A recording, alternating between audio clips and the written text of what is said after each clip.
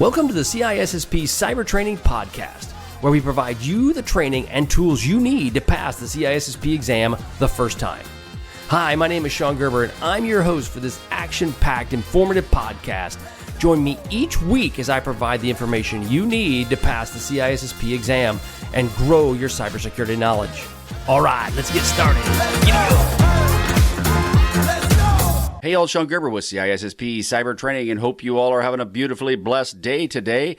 Today is CISSP Training Monday, and we are going to be going over some amazing parts around Domain 3.2, and this is the fundamentals about the BIBA. I can never say these names. I'm just going to tell you right now. BIBA, Star Model, Bell-LaPadula, the different security models that are related to Domain 3.2. So we're going to get into some of those along with the end of it, some exam tips to how to be better prepared for this, because this is probably one of those that trip up a lot of people because they're just a bunch of guys' names and they don't really make a whole lot of sense. But we'll try to break that down into a way that makes a little bit more sense to you and give you kind of maybe a little bit of a training aid to help you get ready for the CISSP exam. But before we do, had a really quick article I wanted to bring up to your attention like we do every single episode. So this is the TransUnion data breach that occurred in July, and this is approximately 4.4 million people were affected by this breach. So the interesting part is actually 4,461,511. Okay, that's very specific. But those were the people that were affected by this breach that occurred on July 28th, 2025.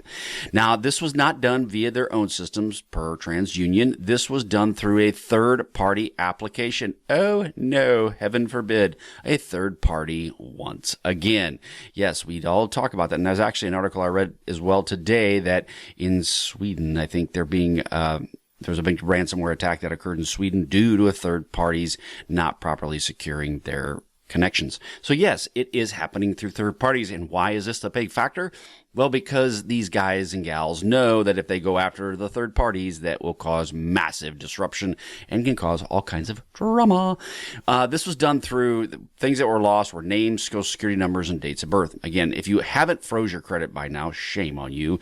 You need to go freeze it if you're here in the United States specifically, because yeah, you're always getting breached one way or another. And if they can go ahead and attack TransUnion and get access to names, social security numbers, and date of birth, they've got your stuff. They probably have it multiple times. And yeah, if you're not freezing your credit, you are really setting yourself up for some sort of disaster.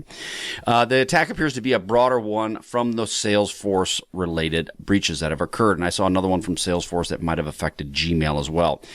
This is the threat group called Shiny Hunters, believed to be responsible specifically for this exploit as well. So TransUnion has come out and said that they're working with law enforcement, LE, and the cybersecurity experts to investigate and contain the breach. Obviously, they offered you the 24 months of free credit reporting and monitoring assistance. Yes, that is always what they offer, and it's kind of like a placebo. It's after the fact. Freeze your credit, and then that isn't necessarily a big factor. And also use multi-factor on any sort of banking transactions you may have. Again, TransUnion will urges vigilance against phishing and unsolicited requests and verifies communications by contacting source directly. Kind of all the stuff we talk about in the security training world is that you need to contact the source directly. If somebody rings or pings you outside of normal channels, basically, if they're asking something from you, do not do it.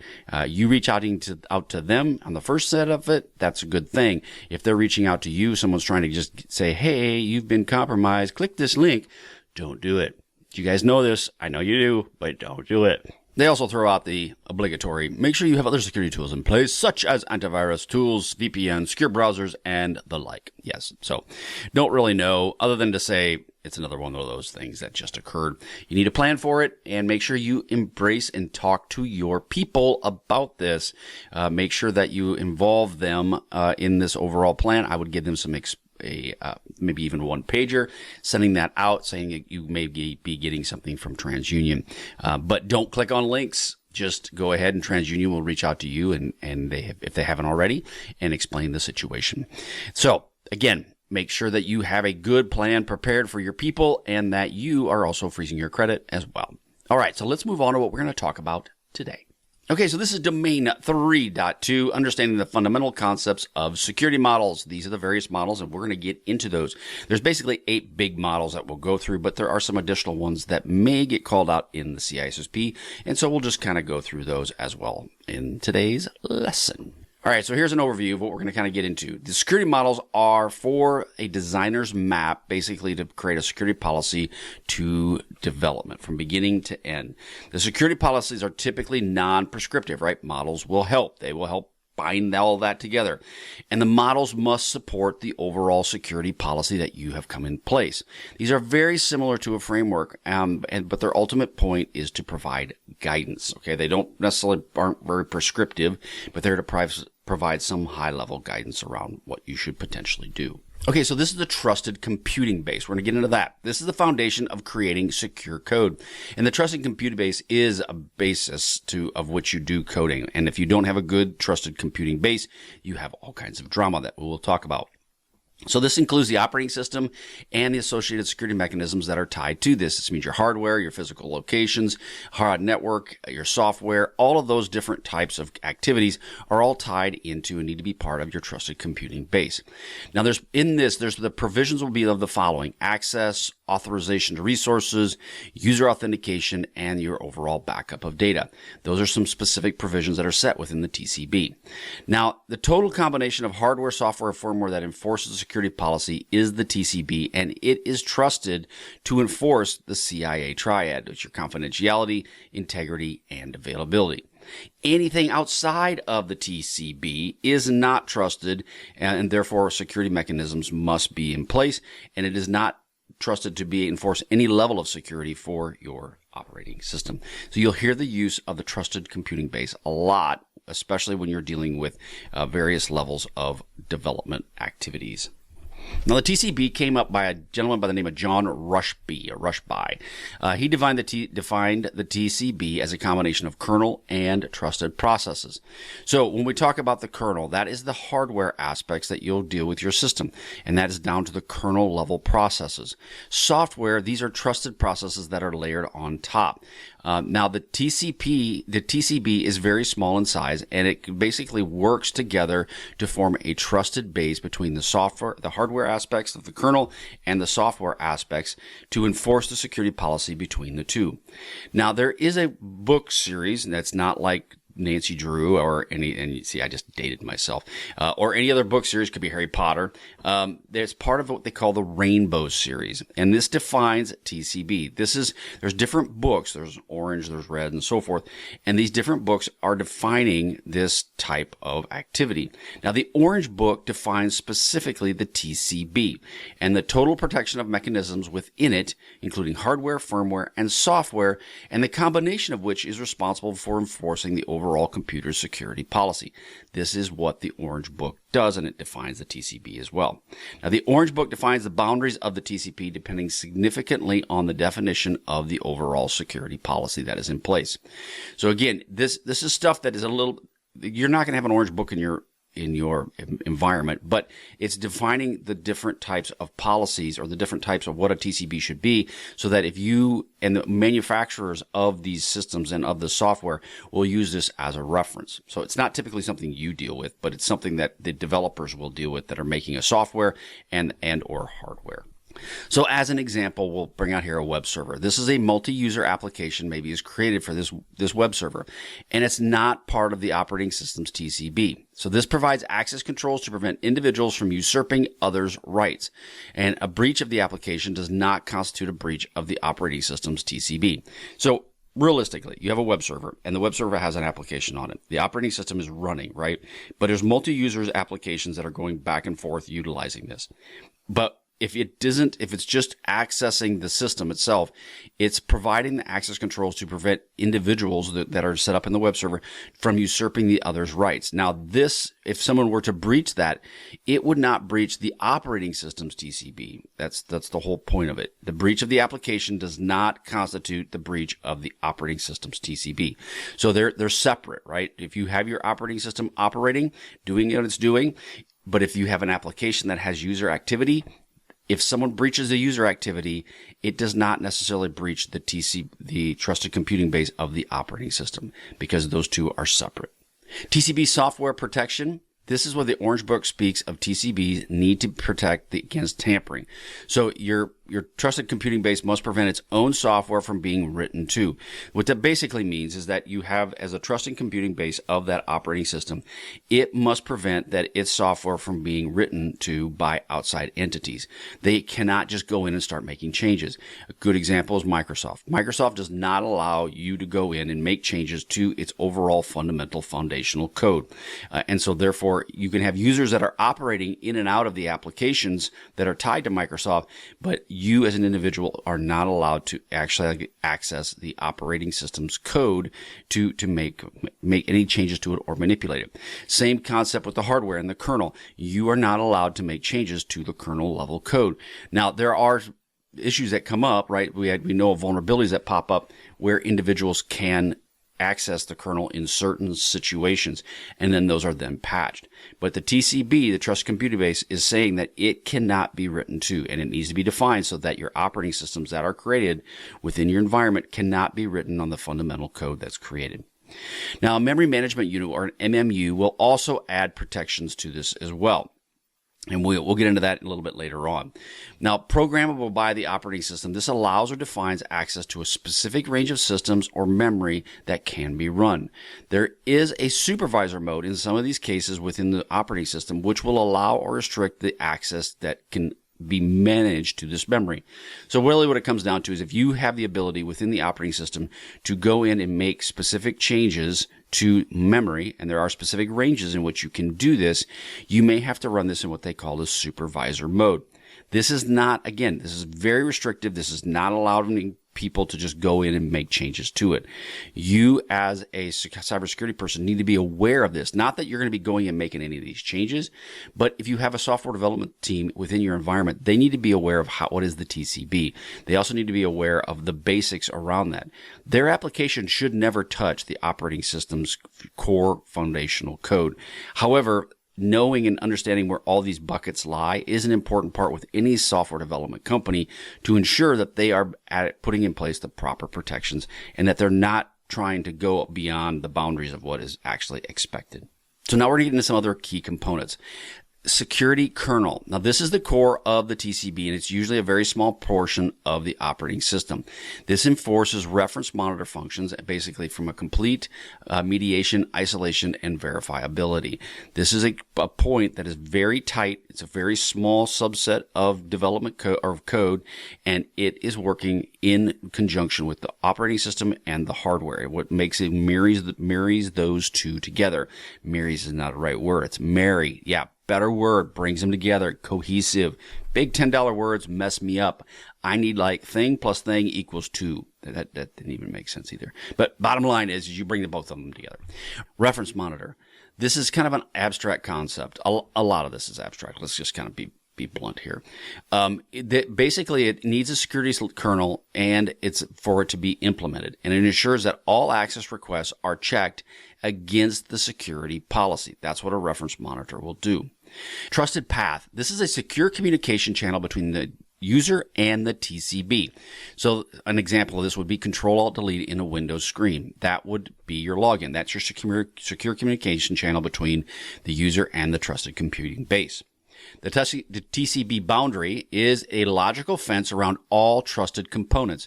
Everything within the boundary must be examined, tested, and verified.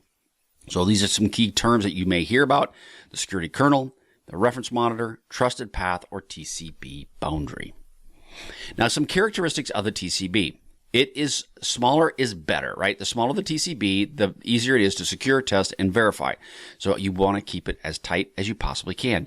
It must be protected. It must be isolated from untrusted processes. It should be testable, which is verifiable via the formal methods or using a rigorous testing method. And it should be essentially enforced so that basically all critical decisions pass through the TCB.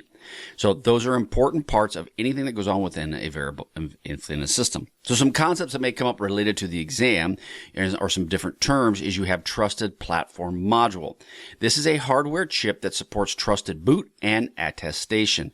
So you're going to hear about TPM in various other parts of the CISSP cyber training, but the TPM is basically a chip that's put on the system, and it is used to support a trusted boot, and it's designed to keep all the processes without any sort of injection of code. It's not the same as the TCB, but conceptually they are related. Okay, so the TPM, the TCB, they're similar, like-minded things. Assurance versus functionality. The TCB will provide functions, but assurance comes from providing the trusted computing base works as intended. So you have assurance versus functionality. TCB provides functions, provides functionality, but there is an assurance that what it does and what's in place is actually going to work as intended. Okay, so a concept you need to understand for the exam, or something that may give you a little bit of a hint, is if you see that all the protection mechanisms of a system, air quotes, or hardware, software, firmware enforcing the security policy, the answer will be TCB. Okay, so all protection mechanisms, that would be everything, is the TCB. Or if there's hardware, software, firmware, that, again, all three of those that are enforcing the security policy, then the answer would be associated with the TCB. So just keep that in mind. Now, reference monitors and security kernels. A reference monitor is access to every resource. Okay, it sits between the object and the user. And this is the gatekeeper allowing for access to the object. This enforces your discretionary access control module, your mandatory access controls, role-based accesses, and other forms that are tied to it. So it's the reference monitor. It is access to every resource within the operating system, within the system itself. The security kernels, they act as appropriate references for the reference monitor. This is a trusted component that allows communication between the subjects, and it mediates any access requirements or rules. It's basically considered what they call a trusted advisor, right? So it's the security kernel. Now, some other key points to think about. We're going to get into the models now. Now, the models, you have your state machine model, information flow model, and non-interference model.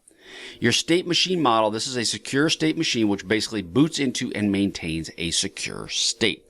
You have your information flow model, which prevents unauthorized information flow between levels of security. And we'll get into all of these here when we start getting into the various models that are out there. And then you have your non-interference model. This is based on informational flow model and is designed to avoid data leakage and programs such as Trojans. That's the ultimate point of a non-interference model. Okay, so these are the big 8 security models that you can see on the CISSP core. And if you're listening to this on the podcast, obviously you can go out to CISSP Cyber Training and get access to this as well. But this is a table broken down about all the main security model, 8 main security models that you'll hear about on the CISSP exam. And the point of it is that, and I'm just doing a quick shot of this, but we'll come back to it at the end as I go through all the various models. And then you'll have this. It's a really good reference tool to be able to look at and go, okay, so the Bell-LaPadula, BLP, its category is specifically around confidentiality. It's got no read up, no read down. It protects secrecy. It's based on the military and classified systems. This is a really good reference chart that will help you. And it goes through all of them from Bell-LaPadula, BIBA, Clark Wilson, and so forth. But we'll come back over this again at the end when we're done with these various models.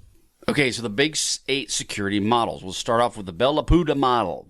I can't say that. LaPadula. Okay, you know what I mean. It's number 1. It's the people's last name. So it's Bell and LaPadula. L-A-P-A-D-U-L-A. That's the model, right? The Bell-LaPadula model. Okay, so it's got no read up, NRU, and no write down. Okay, that's the ultimate point of that model. And it's designed for military and DoD classified systems. The ultimate goal is to prevent an unauthorized disclosure of the information itself. Now, the focus is around secrecy versus integrity because it doesn't really care so much if the data gets corrupted because it's all self-contained. So let's give you a scenario. A military officer with a secret clearance cannot open a top secret file. Yep, no read up. And cannot save a secret report to an unclassified system. No write down. But if he's secret, can he read down? Yes, he can, but he can't write down. He can't send anything lower. If he's a top secret person, can he write down to a security?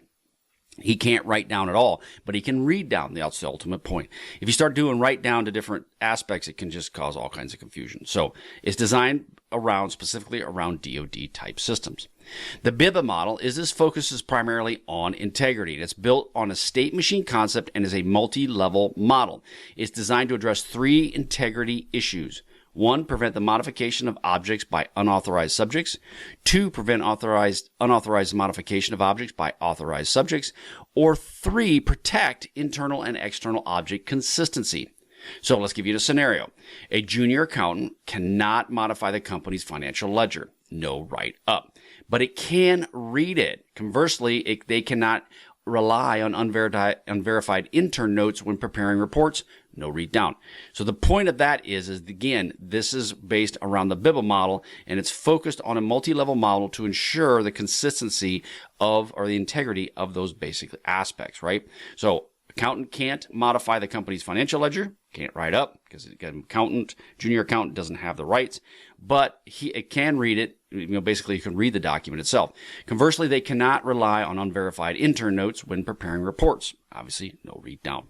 So just a concept around the BIBA model. The Clark-Wilson model. This enforces well-informed transactions through programs and requires a separation of duties. And we've talked about this a lot on CISSP cyber training, especially in this aspect, is separation of duties is an important part. The users will then have, it uses certified programs plus enforcement rules and to help prevent fraud and enforce business integrity. So let's give you an example. The bank teller enters a transaction into a banking system. So they go in, they make their modifications, they put it in the system. The transaction must go through a certified software. Okay, so a well-formed transaction. So it must go through a process in which it's going to do this. That could be software that's purchased. It could have a plan, basically a approval plan built into it, but it is a certified software that's going to go in. And then the supervisor must approve it, which is the separation of duties. And then that the supervisor approves, then it can happen. So then there's multiple people involved, not just one. That is the Clark-Wilson model. Brewer and Nash model. This access based on previous access history. So it prevents conflicts such as an analyst can't go in and access competitor data. It also has a dynamic access model allowing permissions that can change over time. It's very good in consulting, legal, financial sectors, etc., etc. So what's the scenario around that? A consultant at PwC, Waterhouse, you know what I'm talking about, PricewaterhouseCooper, something like that, can access the Bank A's confidential financial records, but then is blocked from seeing blank B's competitor data. Now, this can get very squishy, especially when you're dealing with consultants. Especially, I've dealt with this, right? But the bottom line is it's trying to have the separation between Bank A and Bank B. They can access Bank A's confidential financial records, but it can't see Bank B's competitor data. So again, it's all looking based on access. The Gorgon-Messenger. See, that's even worse than the LaPadula. It's G-O-G-U-E-N and then Messenger, M-E-S-S-E-Q-U-E-R, queer. Messenger model. So this is based on formal mathematical models for security. The subjects can't interfere with other subject operations. It prevents covert channels from occurring, and then the focus is around information flow security. It's basically here's a scenario. A classified system user cannot cause their activity to alter or leak into unclassified systems. No signal is sent from top secret domain to an unclassified domain. So the ultimate goal then is that you can't go into and put information into unclassified systems. It's an information flow model, and it keeps the information from leaving that specific area. The Sutherland model focuses on system states and transitions. This prevents users from making inferences about secrets, and it's often used in databases. The ultimate goal is to stop indirect disclosure through observation. And I did this when I was a red teamer. We would look for observation all the time and try to discern different types of information disclosure through that. So as an example, in a medical database, a doctor can see the aggregated statistics about patient illnesses, but cannot infer which individual patient potentially has HIV based on indirect patterns. So the goal, though, is to hide or mask some of that activity. And that is the Sutherland model. And again, that is focused around indirect disclosure through observation. And now we're on 7 and 8, Graham-Denning model. This provides 8 primitive operations such as create, delete, object, subjects, grant, revoke, all those pieces are all tied to the Graham-Denning model. And it describes securely sharing, managing these specific rights. The models on how these rights are controlled in the specific system, and this is a framework for access control mechanisms. So as an example, a file server enforces rules such as admin creates a new user. The user grants read rights to a file. The system deletes an object. These are all different types of aspects tied to the Graham-Denning model. And so it's all set up to be specifically around what it can do for securely sharing and managing the rights. The Harrison-Russo-Ullman model, HRU. It's an extension of the Graham-Denning model, but its focus is around the air quotes safety problem. Can rights leak over time? And this uses access matrix plus specific rules. And it proves that some safety problems are undecidable. All right, so let's give you a scenario. In an HR system, if a user A grants user B air quotes, delete rights, so giving them delete, and user B later grants it to C. So then B goes, thanks for the delete rights, I'm going to move that to C. The rights can eventually leak to unauthorized users. That is the question, right? HRU analyzes this and makes that if that is decidable or not. Can that person do that? Can user B grant access to user C, and then user C could potentially be an unauthorized user? That's what they're asking. That's how the Harrison-Russo-Ullman model works, is if a person can move rights from one person and leak those rights over time to another person, they're asking, is that decidable? Can you make the decision around that? Can you determine if that would occur? That is the HRU model. Now, those are the big 8 security models. And those are the ones that if you're going to see on the CISSP, those are the ones you're probably going to see. Now, you may see some of these other ones that are coming up here in a minute, but it's more likely that you're going to see one of the big 8 on the CISSP. So again, this is a graph that goes over the big 8, talks about each of the models of those, and then it goes into the categories. So such as Bell is confidentiality, BIBA is integrity, Clark-Wilson is integrity, Brewer-Nash is confidentiality, Gogan is information flow, Sutherland is information flow, and Graham-Denning is access, as well as HRU is access. There's also a key exam principle you want to think about on the right, versus that will kind of focus on each of those, that you can study this at your leisure. But again, you can go to CISSP Cyber Training, and that'll be there and available for you. So let's go to the other models that are there. Lipner model. So the Lipner model, this is, again, these are ones that you may or may not see. I have seen the Take Grant model. That's popped up at time to time. At least people have talked about it. The Lipner model, this focuses on, this basically combines the Bell-LaPadula plus the BIBA. And its use case where you might see this is commercial environments where you need both confidentiality and integrity, not just the one. Okay. So when you want to consider it, look for the hybrid model. If you see it on the test, consider the hybrid model. Lattice-based access controls. So this is LBAC, not like RBAC or any of those other ones, LBAC. This assigns subjects and objects a label in a lattice structure, such as top secret, secret, and confidential. This is where you're dealing with mandatory access controls, and this really helps explain multi-level security and clearance levels. So if you're going to see this on the exam, multi-level security and clearance levels could be based on the lattice-based access control. Next one is the take/grant model. Now, this model here defines how rights can be taken or granted to another subject. This is one that is not the last name of somebody, of take or grant. It is actually you're taking it or you're granting it. This simplifies as basically more dynamic access rights, and it's often compared to the Graham-Denning or HRU models. But how rights can be taken or granted to another subject.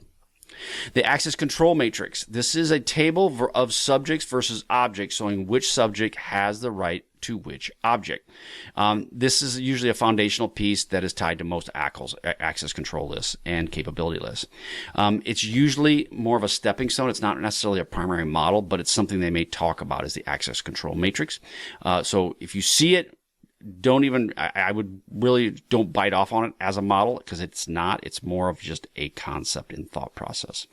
The state machine model, this focuses a system remains secure as it transitions from one state to another.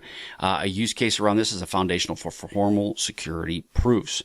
Something to consider when you're looking at it from an exam standpoint is it ties into Sutherland and is generally part of the trusted computing base, the state machine model. Again, focuses on secure as it transitions from one state to another. If they talk about states and going from one state to another, probably the state machine model.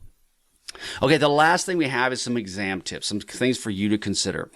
High priority that you might expect to see on the exam is the Bell-LaPadula, Bibb, Clark-Wilson, Brewer, Nash. Those are ones that you might expect to see questions around.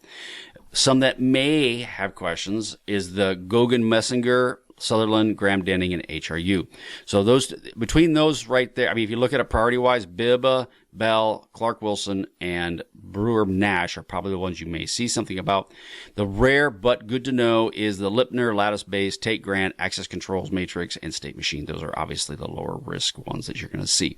But if you're planning on anything, think of Bell-LaPadula, Bibb, Clark-Wilson, Brewer, and Nash. If you're trying, if you don't have time and all you remember is those, your odds are better that you're going to probably run into one of those on the test than you will the Gogan-Messinger, Sutherland, Graham-Denning, and so forth. So, again, that's the models. They can be very confusing, can be very challenging. I highly recommend that you go to CISSP Cyber Training, go check out the video that'll be out there, as well as also the table that I created related to each of the big 8 models. Okay, I hope you guys have a wonderful, wonderful day. Go out to CISSP Cyber Training, check it out, get some free stuff that's there. There's tons of free stuff there. It's all free. All you gotta do is just give me your email address. That's it. No more than that. That's all we're asking for. Lots of free stuff, though. I got all of my rapid reviews are going to be getting posted out there. You'll have access to all the rapid reviews. You have access to all of my questions. Everything is available to you at CISSP Cyber Training. If you need some more help, I have paid products that are out there as well. If you need these videos, it's all paid. You actually can get access to the videos and that all the extra content that I have.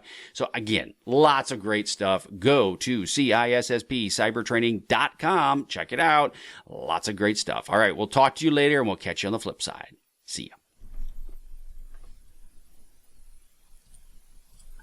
Thanks so much for joining me today on my podcast. If you like what you heard, please leave a review on iTunes, as I would greatly appreciate your feedback. Also, check out my videos that are on YouTube and just head to my channel at CISSP Cyber Training, and you will find a plethora or a cornucopia of content to help you pass the CISSP exam the first time. Lastly, head to CISSP Cyber Training and sign up for 360 free CISSP questions to help you in your CISSP journey. Thanks again for listening.